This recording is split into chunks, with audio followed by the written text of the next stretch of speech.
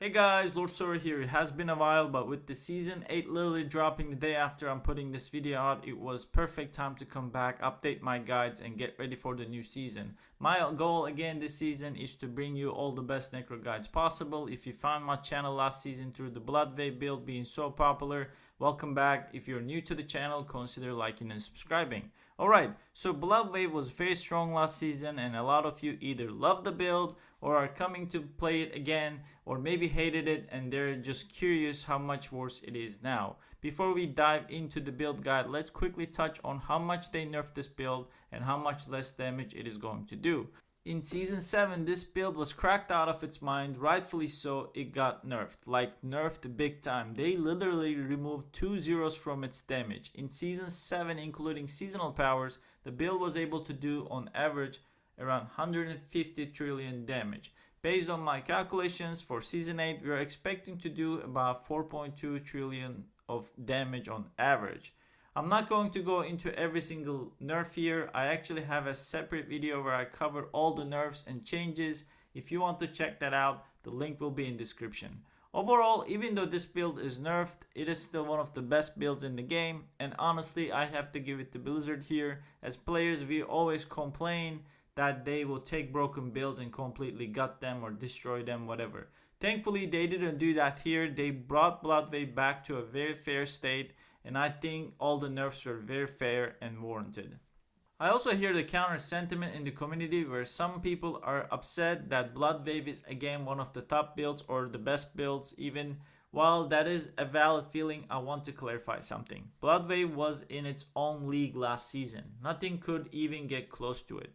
But this season there are actually potentially better builds out there and some that are very close in power. It is still very early to tell, and I know some people are really cooking up some new tech. The gap is nowhere near what it was last season. So I would echo the sentiment of some players thinking, oh, it's the same meta, same build again, but in reality Bloodwave is in a much fairer state compared to other builds, and potentially, like I said, there might be better builds that will come out as we further in the season, as people discover newer stuff. And I honestly think the devs balanced it just right this time. If you're not familiar with Necro, Bloodwave is still a relatively new build, introduced with the new unique item last season. And yes, it might feel like it is the same strong build again back-to-back season, but remember, as Necros, we were stuck playing Bone Spirit as the top build since Season 4. 4 seasons in a row, Bone Spirit was the top option for necromancer. And in fact, Bone Spirit and Bloodwave are almost the same level now in terms of strength and power. Another disclaimer, a lot of the necros in the community think that Blood Spear, the Bone Spear, will be stronger than Bloodwave this season, but we will see as we uncover this tech, as we min-max these builds. So while I agree it will be great to see new strong builds, I really think we should stop asking for fair builds like Bloodwave to be nerfed even further at this point. Instead, underperforming builds should be buffed up to this fair state, or even beyond that, to create a healthier and more exciting meta. Killing relatively new and fun builds for players who are enjoying them just doesn't sit right with me.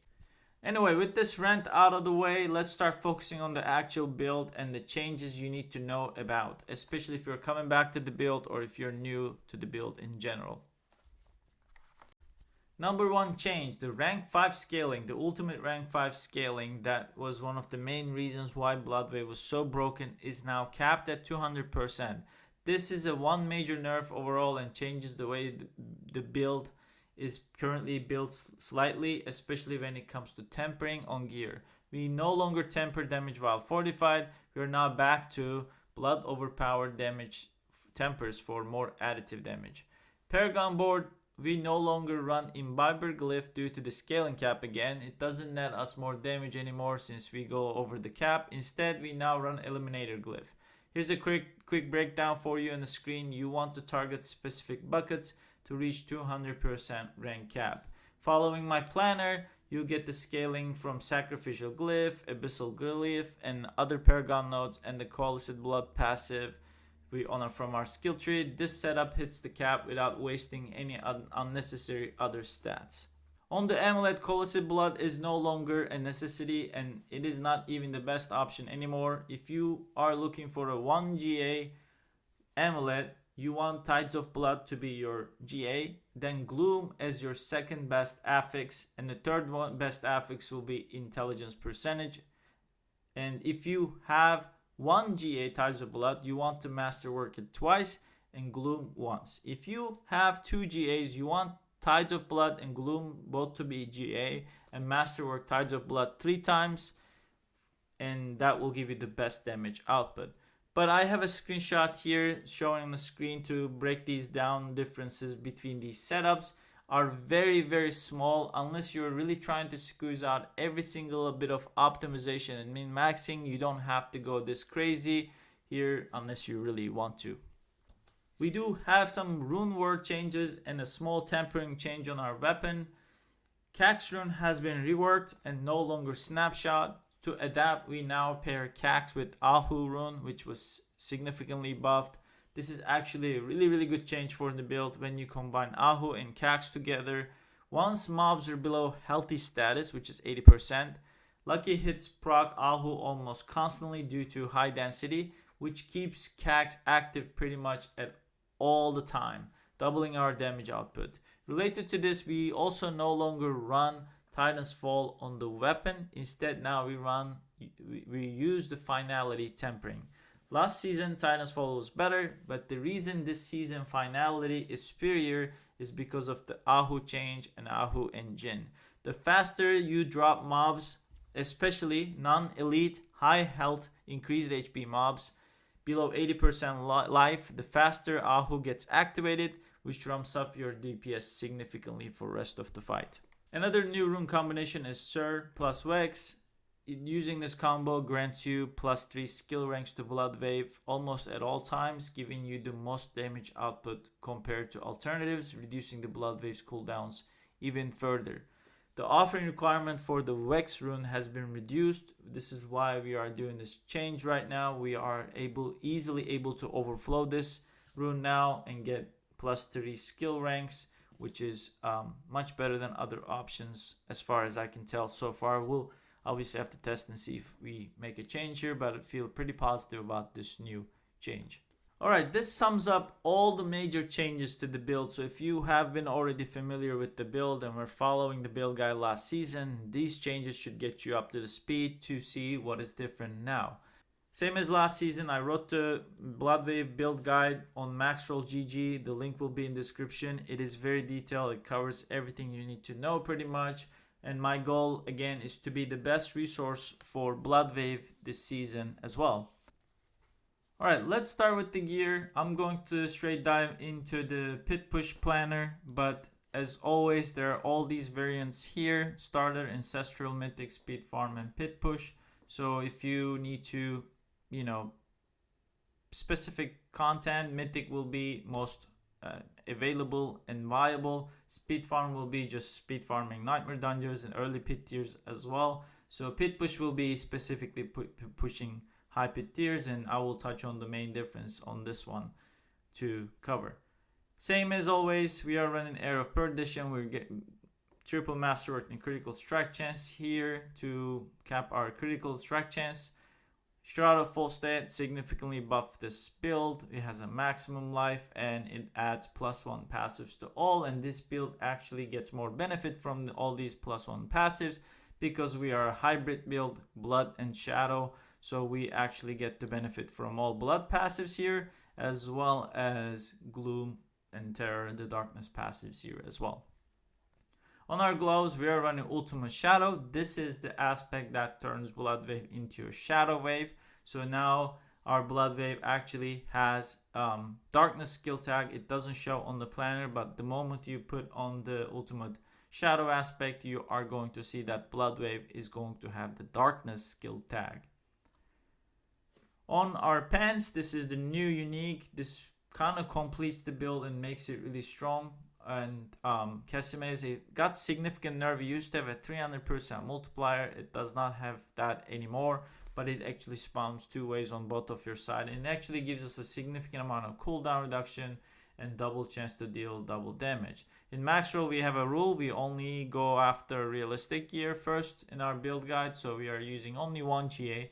But if you can get a 2 GA, and that should be obviously on the cooldown reduction, that would be highly valuable because we are not running Fastblood on this variant. On boots, we are running the Cursed Aura. We used to run Concussive Strikes or Exploiters, but those are removed from there. You can no longer put them on the boots, and the Concussive Strike has been reworked, so it does not have a damage multiplier anymore. So it's a no-brainer. Actually, pretty much most builds will be running Cursed Aura on the boots going forward. So that's what we are doing. Another change actually here that I want to point out. Now we can temper lucky hit chance directly, which is going to help a lot for this build. We used to temper lucky hit chance to freeze, lucky hit chance to immobilize. But we no longer, those tempers have been removed from the game. So they just give you straight lucky hit chance. So that's what we are doing on our gloves and boots. On the weapon, I have mentioned this on the early, we are running tidal aspect here, so kind of double the damage, and it fires 2 additional waves. This gives us a animation luck. While this is going out, you cannot cast anything else, which is actually a good change in my opinion. I like this playstyle more as I got more accustomed to, because it helps you do things in between activating Flesh Eater, buffing yourself, placing Blight on monsters to get 20% damage multiplier. So it is actually quite helpful in that sense. And this combine, tidal combine with Casimaze, the actually animation time has been shrinked quite. Instead of traveling both ways going out, they come inwards towards you, cut the animation time in half. So all 3 waves ends up going out in like 2.4 to 2.5 seconds. And it actually helps with DPS a lot as well. In the time between, you can do a lot of different things. I have called this out in the previous segment of the video. Now we are tempering finality instead of Titan's Fall.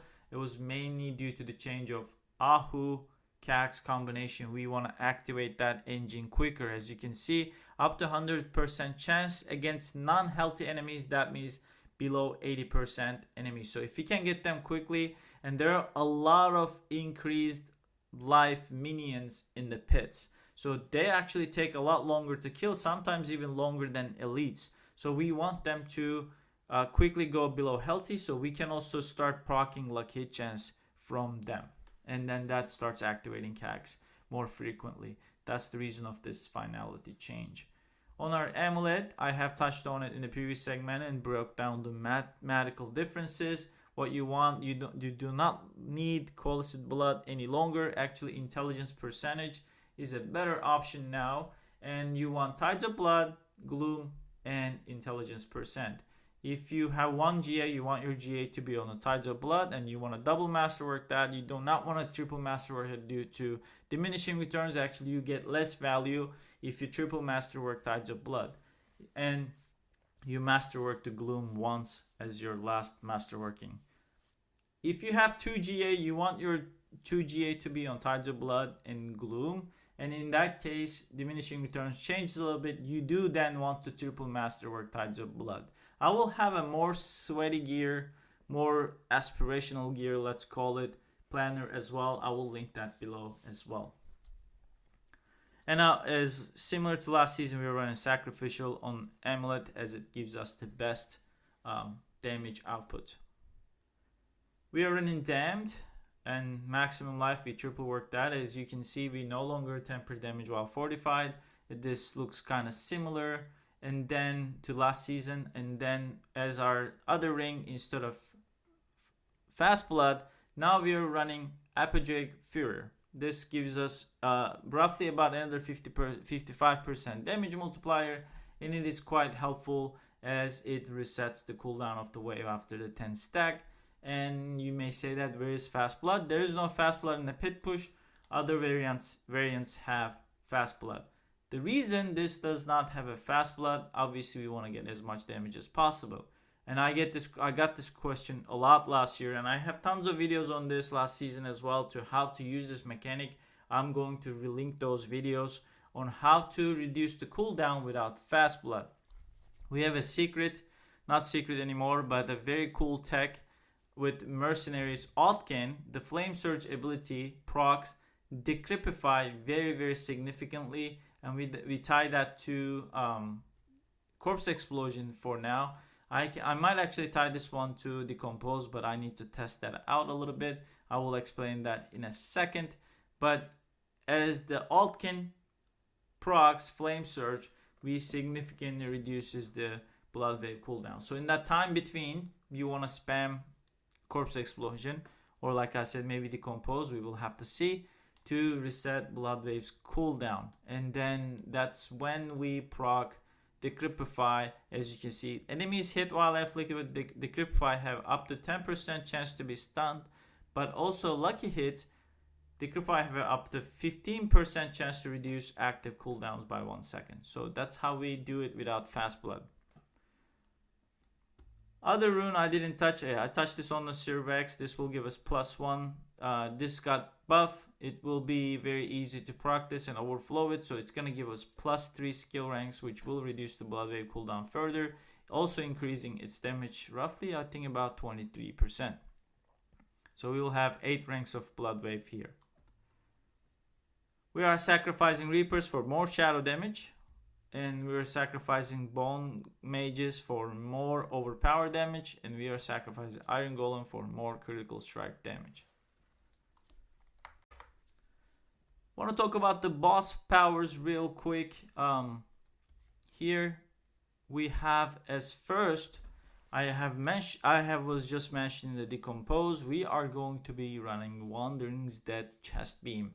I think this is gonna look super cool. The build is gonna be more skillful and fun to play. And when we are channeling a skill, a beam channeling skill, which is Decompose, we will be channeling this huge beam that deals damage. But when that hit the target, we are going to get 50% damage multiplier for a second.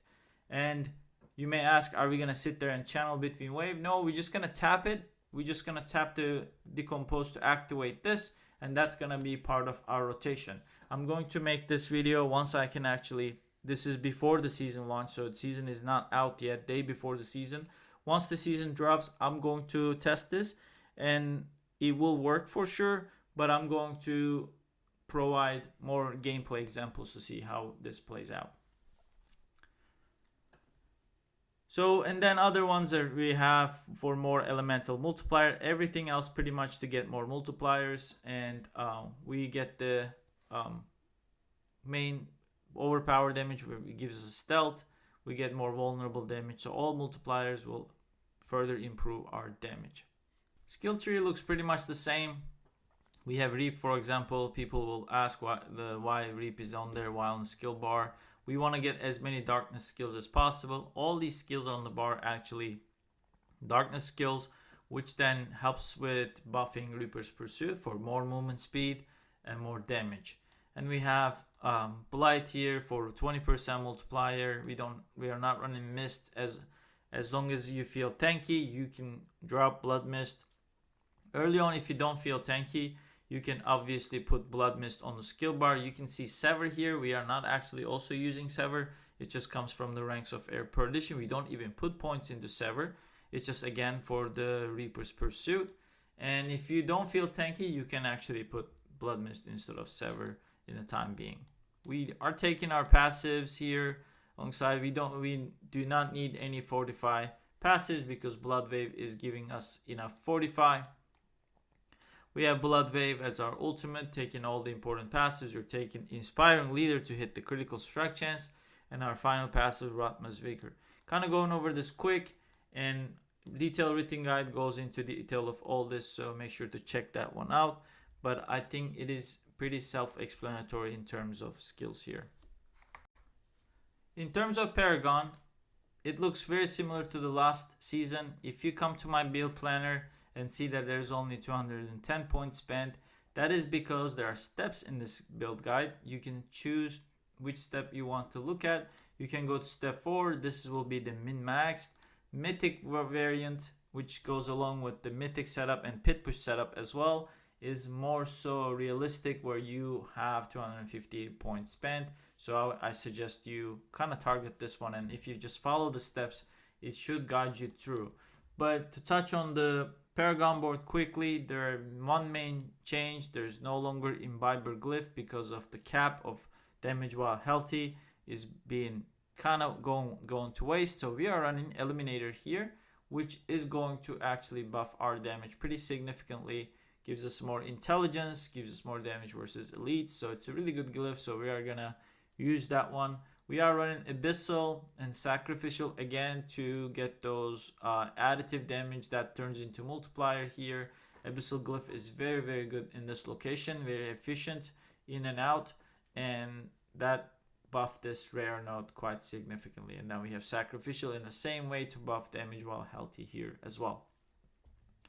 And that's kind of about it. We moved Dominate back into the Frailty board, and you can follow. Another question I get is why am I not picking this Powerhouse over Power node. It takes like 5 nodes to get here and 3 nodes. It's actually at this level, it is more valuable to pick up extra intelligence nodes than going here.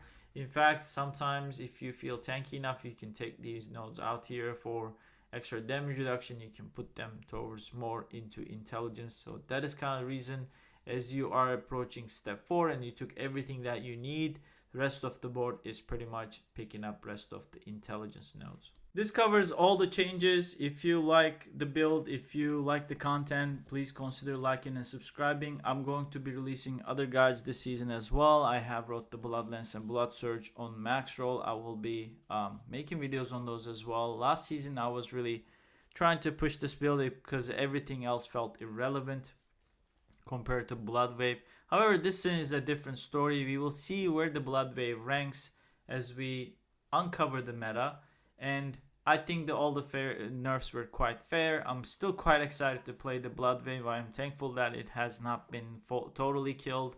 And I really hope that it's not getting any further nerfs, because I really think it's in a fair state. I have tons of guides on Blood Wave, on how to play and rotation. Some things will look a little different, but I will link a lot of those information that are still relevant into the description. And expect more out of me. Obviously, I will release a lot more guides on this as well, the gameplay examples, and we'll be pushing pits. I'm going out of trip right after the season drops, going on a work trip and slash little slight side vacation per se. And you may not hear me a lot in the first week, but I will come back stronger the second week, and then we will continue pushing out as many contents as possible. I'm looking forward to this season. I think it's gonna be a cool season. So thanks for watching. Good to be back. I will see you guys in the next videos. Cheers.